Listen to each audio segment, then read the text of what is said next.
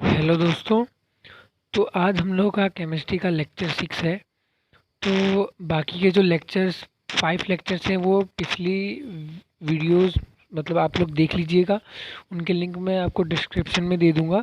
जब तक आप पीछे वाला समझेंगे नहीं तब तक आपको आगे का कुछ समझ नहीं आएगा।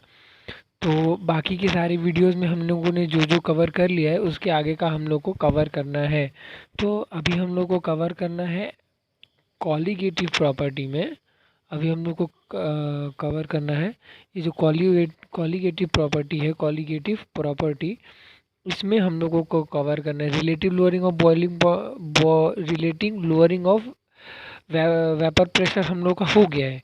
ठीक है, अभी हम लोग कवर करेंगे एलिवेशन ऑफ बॉइलिंग पॉइंट। ठीक है, तो इसको हम लोग देखते हैं कैसे करना है एलिवेशन ऑफ बॉइलिंग पॉइंट। ठीक है, एलिवेशन ऑफ बॉइलिंग पॉइंट और elevation depression of freezing point same एक जैसे हैं। हम लोग एलिवेशन ऑफ बॉइलिंग पॉइंट पर को पहले समझते हैं। ठीक है, जैसा डायग्राम हम लोगों ने बनाया था आपका उस वाले में relative lowering of vapour pressure में, मैं आपको एक बार दिखा देता हूँ। आप पिछली वीडियो देखिएगा ज़रूर, नहीं तो आप लोगों का कॉन्सेप्ट क्लियर नहीं होगा। ठीक है, तो जो ये हम लोगों ने पिछली वीडियोस में डायग्राम बनाए थे सेम वही डायग्राम लेके चलते हैं। ठीक है, तो इसमें सबसे पहले देखिए आप लोग, हम एक कंटेनर है जिसमें प्योर सॉल्वेंट है और इसमें सॉल्वेंट प्लस सॉल्यूट है। ठीक है, आप लोग को दिख रहा होगा।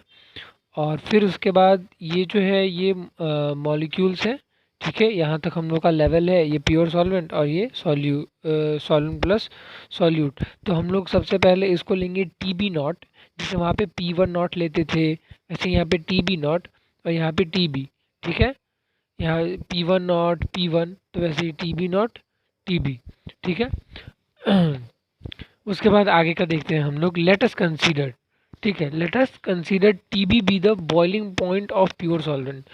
टी बी को हम लोग boiling point of pure solvent बोल देंगे। ठीक है, pure solvent and T B sorry T B not को हम लोग प्योर सॉल्वेंट का बॉइलिंग पॉइंट का प्योर सॉल्वेंट बोलेंगे और टी बी को बोलेंगे बॉइलिंग पॉइंट ऑफ सॉल्यूशन। ठीक है, सॉल्यूशन मतलब वही सॉल्वेंट प्लस सॉल्यूट। ठीक है, इसको हम लोग बोलेंगे टीबी। ठीक है, तो इस वाले में जो टीबी है वो ग्रेटर होगा टीबी नॉट से। क्यों? मतलब जो हमारा relative lowering of vapour pressure था उसमें हम लोग का ये वाला बड़ा था। ठीक है, ये वाला बड़ा था ये, लेकिन लेकिन इसमें ऐसा नहीं होगा, इसमें ये वाला बड़ा होगा। क्यों होगा? क्योंकि इसमें क्वेश्चन क्या है, मतलब जो पूछा क्या हम लोग को, एलिवेशन ऑफ बॉइलिंग पॉइंट किस में ज़्यादा बढ़ेगा।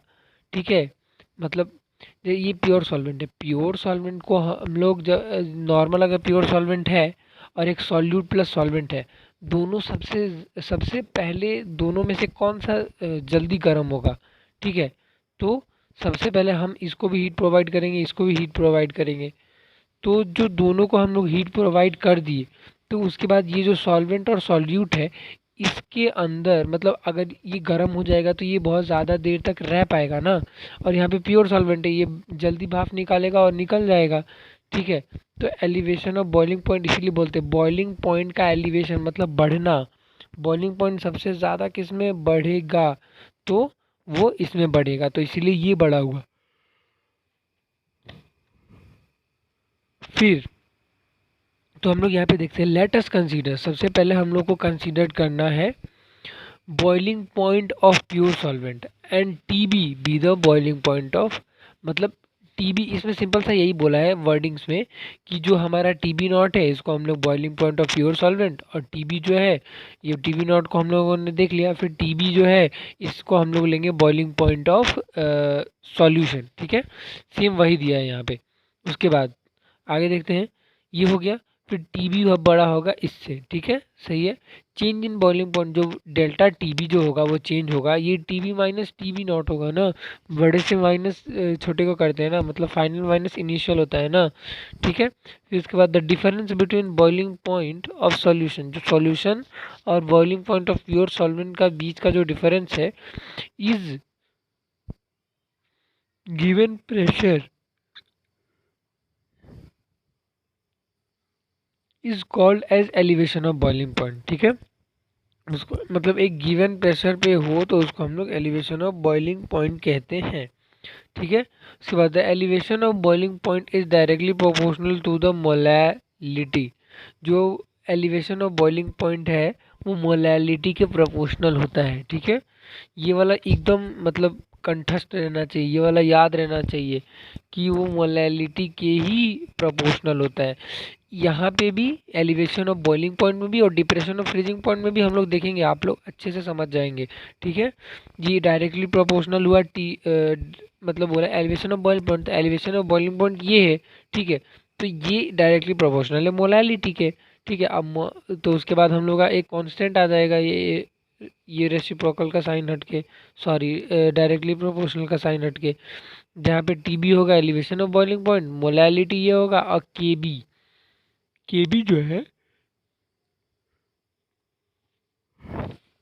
आप लोग यहाँ पे देख सकते हैं, ये वाला एग्जाम में आ सकता है एमसीक्यू क्वेश्चन में। ठीक है, कि KB is called boiling point elevation constant और molal elevation constant, ebullioscopic constant भी हम लोग बोलते हैं। तो ये वाला ज़रूर याद रखिएगा, आ सकता है। ठीक है, तो इब्यूलोस्कोपिक कांस्टेंट हम लोगों ने देखा। ठीक है, उसके बाद ये हो गया, फिर उसके बाद T B is equal to K B into molality. We know that molality का जो हम लोग को formula as it is simple जो फॉर्मूला होगा वो लगाना है, तो इसीलिए मैं बोल रहा हूँ पिछली वीडियो ज़रूर देख लीजिएगा। ठीक है, तो मोलैलिटी का जो फॉर्मूला है moles of solute by mass of solvent in KG. अब इन दोनों को हम लोग कैसे आगे करेंगे, सेम जो हम लोगों ने relative lowering of vapour pressure में देखा था ना, वैसा ही है as it is. If W2 gram of solute having molar mass M2। ठीक है, अगर W2 ग्राम ऑफ सॉल्यूट है, मतलब सॉल्यूट को हम लोग W2 से ही रिप्रेजेंट करते हैं, आप लोगों को पता होगा। तो W2 gram of solute having molar mass M2, molar mass उसका M2 होगा, क्योंकि हम लोग देख रहे हैं सॉल्यूट के लिए। ठीक है, हम लोग क्या किसके लिए देख रहे हैं, सॉल्यूट के लिए देख रहे हैं। ठीक है, सॉल्यूट हाँ एक सेकंड, सॉल्यूट के लिए देख रहे हैं, तो सॉल्यूट जो टू नंबर होता है, मैंने प्रीवियस वीडियो में बहुत अच्छे से बताया, आप लोग ज़रूर देखिएगा। ठीक है, तो if W2 gram of solute having molar mass M2 is dissolved in W1 gram of solvent, then molality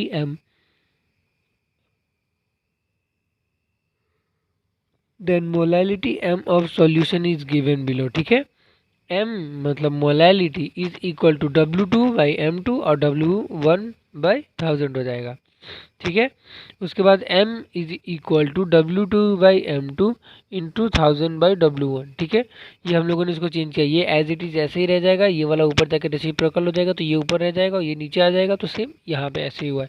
put the value of M in equation first. ठीक है, मतलब जो m का जो वैल्यू है उसको हम लोग पहले इक्वेशन में पुट करेंगे। अब देखते हैं पहला इक्वेशन क्या है।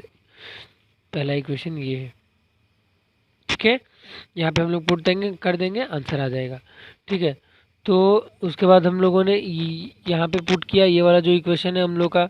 ठीक है, ये जो इक्वेशन है इसमें हम लोगों ने पुट किया तो क्या हुआ, T B is equal to, यहाँ पे के बी ऐसे ही रहा, मोलैलिटी का जो ये पूरा है यहाँ पे पुट हो गया। उसके बाद T B is equal to K B, यानी ये कांस्टेंट है, into 1000, W2 moles of solute, और यहाँ पे मोलर मास, और यहाँ पे मोल्स ऑफ सॉल्वेंट। और इसको हम लोग M2 को इधर ले जा सकते हैं, जो भी होगा वो सॉल्यूट के फॉर्म में ही आपको क्वेश्चन आएगा। क्वेश्चन आ सकता है find the molar mass of, या फिर moles of solute for elevation of boiling point, ऐसे आ सकता है। ठीक है, तो ये पूरा कवर हो गया हम लोग का एलिवेशन ऑफ बॉइलिंग पॉइंट। ठीक है, इसका हम लोग आगे देखते हैं। We have to find SI unit. SI unit find करने के लिए हम लोग को क्या करना पड़ेगा, delta T B is equal to K B into M है। ठीक है, तो सिंपल बात है, एकदम सिंपल। मतलब आपको किसी चीज़ का भी ऐसा यूनिट मतलब अगर याद नहीं हो रहा है, या फिर याद करना है, या फिर जैसे भी, तो सिंपल जो उसका कांस्टेंट है ना उसको एक साइड रखिए, बाकी सबको एक साइड लेके चले जाइए। ठीक है, कांस्टेंट को हम लोगों ने एक साइड रखा, कांस्टेंट को समझ लीजिए मतलब इधर ही रखा, कांस्टेंट को एक साइड रख दिया, और जब यह कांस्टेंट यहीं पे रहेगा तो ये यहाँ पे चला जाएगा। ठीक है, तो कांस्टेंट अगर यहाँ पे रहा तो ये यहाँ पे चला जाएगा, ठीक है। तो डेल्टा टी बी, जो डेल्टा टी है, डेल्टा टी का मतलब क्या है, टेम्परेचर, मतलब चेंज इन टेम्परेचर, ठीक है। इसका मतलब हुआ चेंज इन टेम्परेचर, ठीक है ना। चेंज इन टेम्परेचर, और ये जो एम है, जो एम है ये मोल्स है। एम जो है मोल्स है, सॉरी मोलैलिटी है, तो मोलैलिटी का फॉर्मूला क्या होगा, मोल पर के जी, ठीक है। तो उसके बाद हम लोग यहाँ पे देख सकते हैं कि के बी इज इक्वल टू के, ये के जी को हम लोग ऊपर लेके जाएंगे तो कुछ चेंज नहीं होगा, क्योंकि रेसिप्रोकल हो रहा है, ये वहाँ पे उल्टा हो जा रहा है, ठीक है। यहाँ पे उल्टा हो जा रहा है। फिर उसके बाद ये जब ऊपर जाएगा, ये वाला ऊपर जाएगा तो ये चेंज हो जाएगा, ठीक है। ये वाला रेसिप्रोकल हो जाएगा, ये वाला ऊपर जब जाएगा ये ऊपर हो जाएगा।